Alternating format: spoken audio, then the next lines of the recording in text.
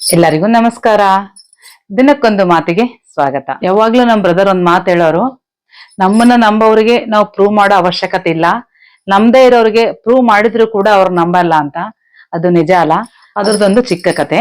ಸರೋವರ ಇರುತ್ತೆ, ಅದ್ರಲ್ಲಿ ಒಂದು ಮೊಸಳೆ ಇರುತ್ತೆ, ಈ ಕಡೆ 2 ಜಿಂಕೆಗಳು ಇರ್ತವೆ. ಯಾವಾಗ್ಲೂ ಫ್ರೆಂಡ್ಸ್ ತರ ಇರ್ತವೆ. ಅವು ನೀರ್ ಕುಡಿಯೋಣ ಅಂತ ಸರೋವರದ ಹತ್ರ ಹೋಗ್ತಾವ. ಸ್ವಲ್ಪ ನಸಕ್ ಇರುತ್ತೆ.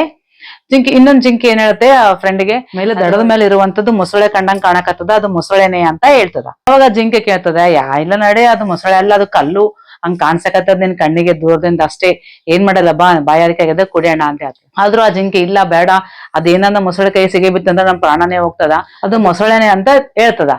ಎಷ್ಟೇ ಹೇಳಿದ್ರು ಅದಕ್ಕೆ ಕೇಳಲ್ಲ.